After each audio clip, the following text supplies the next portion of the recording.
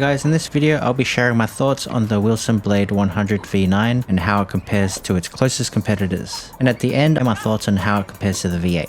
I'm going to rank the Blade 100 in each category amongst competing frames, but I'm still testing them out at the moment, so I won't provide an overall rating, but rank them based on how I feel about them at the moment. I'm not going to go into too much detail of the comparisons, as I might look to make a separate video on it later, but I want to give you a rough idea of how they play compared to each other.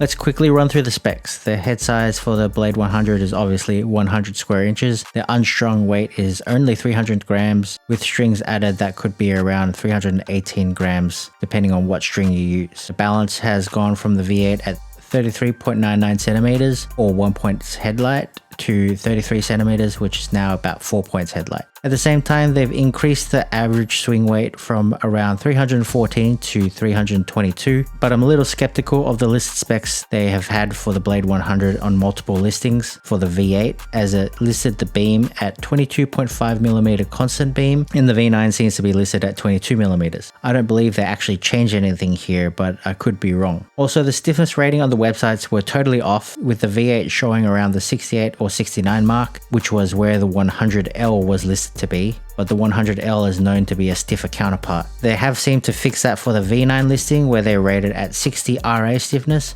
So for the V8, even on some measurements done by channels like Tennis Spin, it showed it to be around the 65 RA unstrung, putting it at around 62 RA strung. And if you actually played with it, you would also know that it probably feels around the low 60s as well. The V9 I played with was almost on spec. It was 303 grams unstrung, 316 grams strung with a 1.25mm alu power strung at 53 pounds. The swing weight came at 320 with a 33.1 centimeter balance. Overall, it was 323 grams strung with an overgrip and dampener. Because the racket's swing weight essentially come in at the expected level, I chose not to customize it because I thought it played really well in stock form. And if anything, I think the swing weight could be bumped up slightly to around the 324 mark, and that would make it just about right, but I was having no issues on my tested swing weight. If any lower, I think it starts to get a bit too on the low side, so you'll probably need to weigh it up a bit if you do get an underspec one in that case. Starting off with feel and stiffness. I found that the Blade 100 V9 felt very responsive, but despite it being listed at 60 RA stiffness, it did at times feel stiff since I played it with a mix of fresh balls, semi-used balls and dead balls. I did that with a stiffer setup with alu power, and I did have some arm fatigue and some feeling of slight strain by the end of the sessions. Whilst it's for sure on the more comfortable side of the spectrum, for sensitive users I would just be a little weary and use a softer setup, as I'm quite confident a soft setup would absolutely pose no issues. However, where I felt it was much better to remove the dampener on the 98-16-19 version, here I could play with the dampener and wasn't overly too concerned about it being muted, and that is likely due to that extra stiffness that I was feeling. So in terms of RA stiffness, I don't really think it played at the 60 RA that it listed at. The vibration frequency, I would not be surprised if it was coming out to be listed a bit higher than the V8. In my opinion, compared to the competing 100 square inch frames, I think the V9 100 is one of the more balanced and well-rounded in terms of comfort and string bed responsiveness. It's what I thought that the V9 98s were supposed to turn out to be like, but somehow they got them more muted and went in the opposite direction. There's a minor feeling of ball pocketing, but just enough to satisfy. The hoop itself maintains its firmness, and the impact itself has that very distinct Wilson 45 braid feel, similar to the Pro Stuff V14, Ultra V4 and the Clash V2. To me, it's still somewhat fake and artificial if you know and prefer the raw, no frills graphite feeling rackets. As you can definitely tell, there is some kind of technology taking over here, but it's not something that you would overly dislike. If anything, most people are probably leaning towards liking it than not, unlike the Countervail series. Let's just say it's no Blade Pro or Ultra Pro. But if I'm going to rank them in terms of feel and responsiveness out of the competing 100 square inch frames, I would say the Speed MP is probably the best overall. It's crisp, plush, not muted, and very high quality experience, without the feeling of any kind of technology taking over. The CX Tour 400 can feel pretty stiff at my default tension, and it hurt my wrist to hit with fresh strings, so personally I either have to let the strings really settle in by leaving it there for a few days, or lower the tension and hit with a softer setup. But once you find your range, it's actually pretty nice nice, whereas the Percept 100D was more on the muted side like most Yonex rackets. I wasn't too much of a fan in terms of its feel, but the Strike 100 is probably the worst in my opinion, with a very low quality feedback sensations. It feels overly artificial, and personally I'm not a fan of it, but that's my opinion at the moment and might change with different string setups. For power, the Blade 100 finds a really nice balance in power potential without being too much or too little, because it has a reasonably modern day thin beam at 22mm, but in that perfect range where it's not too thin where it starts requiring complete self-generation of power, nor is it too thick where it will make it really difficult to swing fast as well. A Blade 100 that's on spec, which I would say is around the 320 or low 320 range and swing weight mark, I think is where it performed at its peak in stock form for a wide range of intermediate to even advanced players. It's able to produce heavy penetrating shots at will. But more importantly, the power to control ratio is even more balanced than the regular V9 98 blades, where the top end power is probably similar to the 98s but far easier to access, and it does not sacrifice the control even though the 100 square inch head size does feel a little big at times visually speaking. The Blade 100 is more of a throwback to the balance of power and control of what the old Blade 98s used to be, like the V4 and V5. Currently, I would rank the CX Tour 400 as the most powerful, followed by the Strike 100, but the Strike 100 is more due to the swing weight than natural power potential, closely followed by the Blade 100. But personally, I think the Blade 100's power is of a higher performance grade due to how well other characteristics mesh with the frame. The Speed MP also has good power potential, but at that high swing weight and head heavy balance in stock form, it's difficult to swing. And with that mega open pattern, it's definitely harder to hone in without spin. Finally, last, I would say obviously the Percept 100D, which is more of a control orientated frame.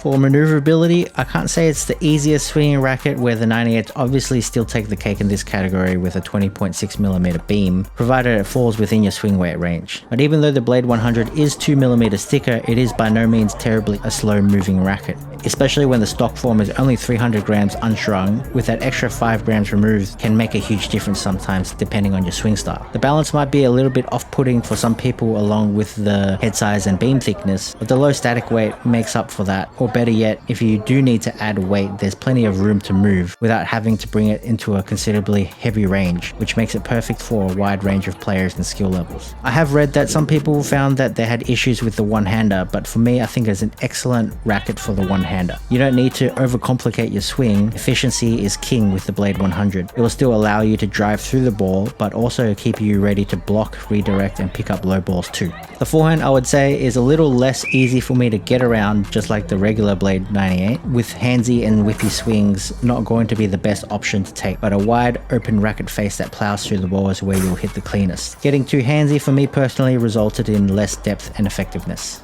The way the racket is built is that shorter and efficient swings are more effective, rather than big attacking swings. But if you are strong enough to get it through, you will absolutely crush it. Now, accounting for beam shape, swing weight averages, and static weight, the most maneuverable out of the competing 100s, I would say the Blade 100 is the best, followed by the CX Tour 400, Percept 100D, the Strike 100, and the Speed MP on the lower ends due to their higher swing weight ranges.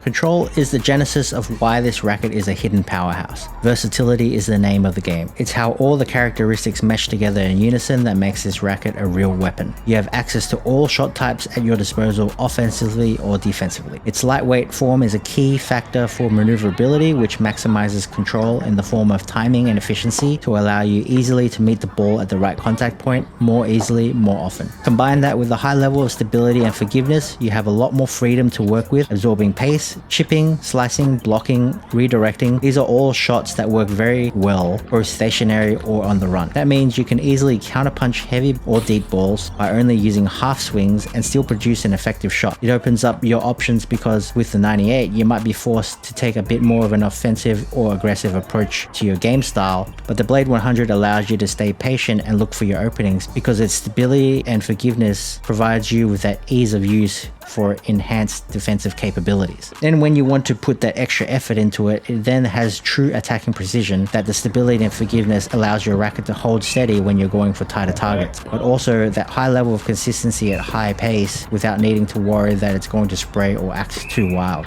In terms of control, I would rank the Percept 100D with the 1890 string pattern as the highest, obviously the lowest powered as well, then the Blade 100 with its overall combination of characteristics, followed by the CX Tour 400, Strike 100, and the Speed MP, which has an extremely wide open string pattern.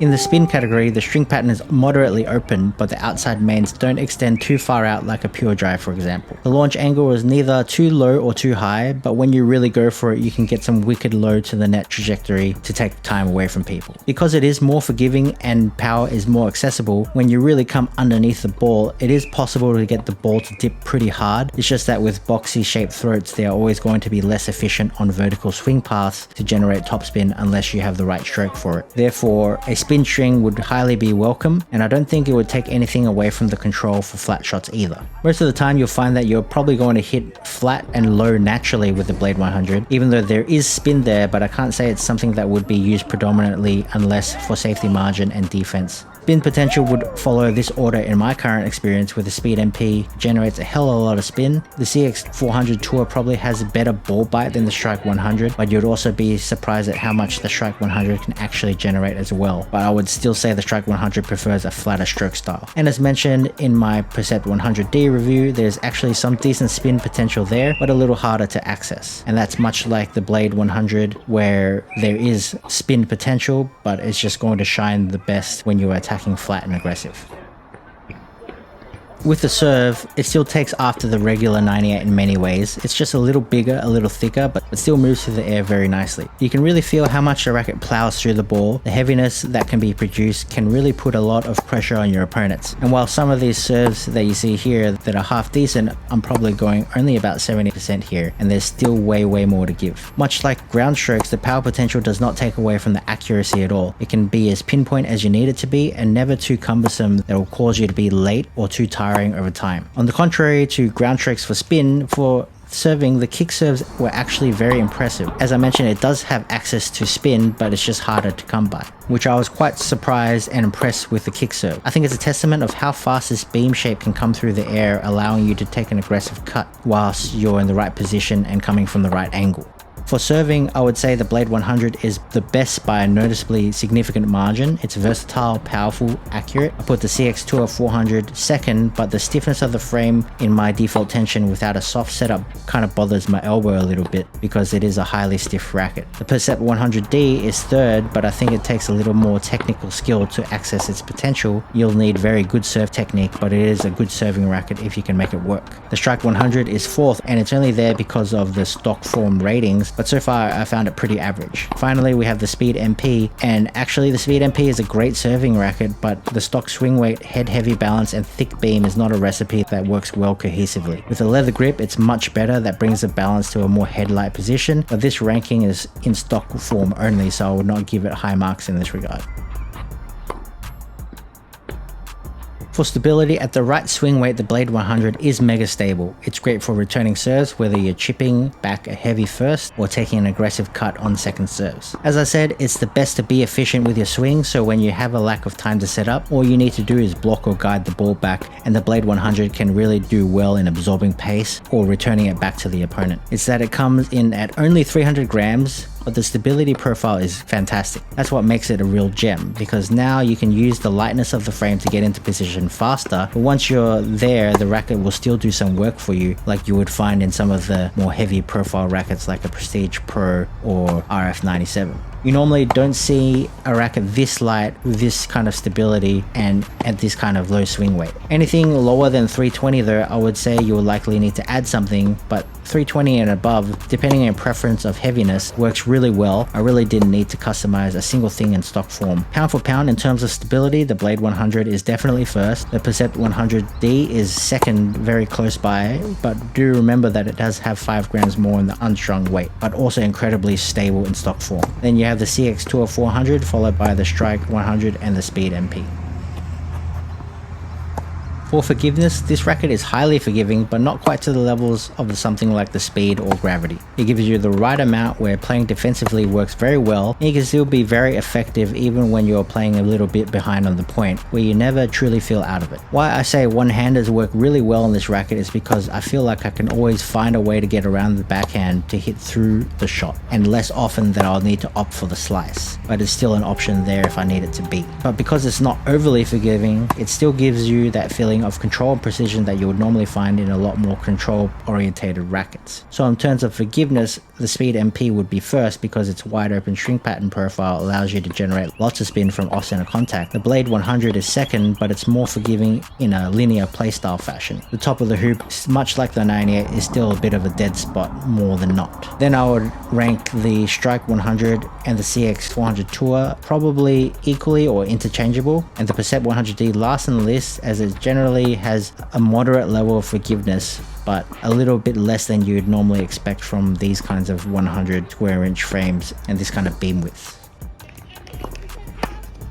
For volleys is also another area that combines a multitude of high-level playing characteristics to build out a well-rounded volley racket. It's light and fast to get into position, it's super stable for incoming fast balls and blocking, it has great feel and is very well balanced for touch shots, and very forgiving for late pickups. Then closing out the fact that it is a very good volley racket makes it a truly complete racket, as it is well-rounded in every single facet. For volleys, I'd rank the Blade 100 first, the Percept 100D second for their stability profiles and ease of use, followed by the Speed MP due to its really nice feel and connection at the net, and then the CX Tour 400 and the Strike 100 last.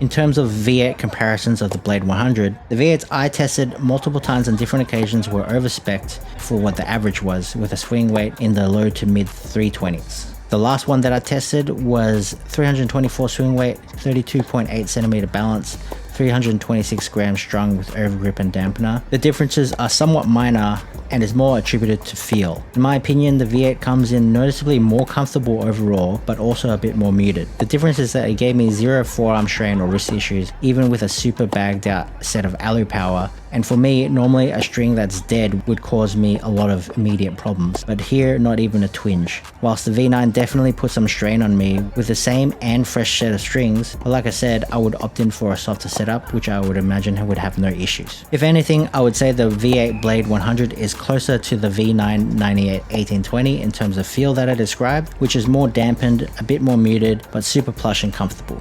And the V9 Blade 100 is a bit more like the V9 98 1619, where it feels a bit more stiffer, but in a positive light, the response and feedback is better than the 98. But that's where the extra level of stiffness contributes to. Though the V8 Blade 100 I tested had a slightly higher swing weight, I think the power levels were marginally higher on the V9 due to that extra firmness upon contact, whereas the V8 would kind of flex a bit too much at the top level speeds.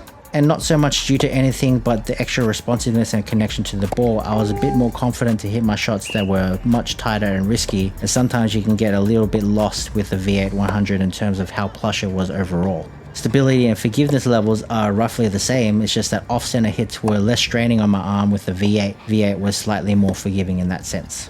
But as for everything else in terms of total all-out performance, they both play excellent, and if you already love your V8 100s, I would not bother to upgrade, only unless you were adamant about the cosmetic or you wanted a slightly stiffer feel and better responsiveness and feedback from the strings. So who's this racket for? Because this racket, as I've mentioned time and time again, is a lightweight profile, it just makes it open to a lot of different levels. Much like the Blade Identity profile that I talked about in the V9 98 review, this carries a similar take, but even more so in a user-friendly setup, and still incorporates many advanced playing elements to it. If anything, it's more Blade-like than the current 98s. But even so, previous great iterations of the 98 still had the same level of power to control ratio that was accessible, but the Blade 100 is more forgiving, more stable and lighter. Why this racket is a real gem is because of that versatility in game style. You can totally use it solely as a counter puncher or just a straight up aggressive playstyle attacking at will. And if you're a complete player, you can really diversify your shot selection and game plan depending on your opponent's skill or style. The Blade 100 is that next step of precision and control that you'd normally seek from the Blade 98, but one step back in terms of the level that you need to be to wield it, since it comes in a more complete and user-friendly package, then allows for a wider range of skill levels to use it. I would personally recommend this for players who are at least NTRP 3.5 and above or UTR 4 and above. My final thoughts: is the Blade 100 better than the 98s? Arguably yes, but the more advanced players would generally like and prefer a thinner beam profile, which gives them a little bit less forgiveness for absolute control. So there's that. But I think you could give anyone the Blade 100 if that was the only racket left on the shelf, and most people would be incredibly happy with it, and they would also play very good tennis with it. The only thing is that, again, just be careful, it's not really designed for spin players with extreme grips who want to get heavy spin, so that is the only playstyle that I would not really recommend for someone to look at it and try something different. Other than that, I failed to find any true flaws the racket has other than the arm strain that I was having, but as you know, easily fixable with strings or tension. Honestly, it's not on that borderline level of high stiffness that you have to worry about it, in my opinion. Anyway, that concludes my review. I hope you liked the video. I'll see you guys next time.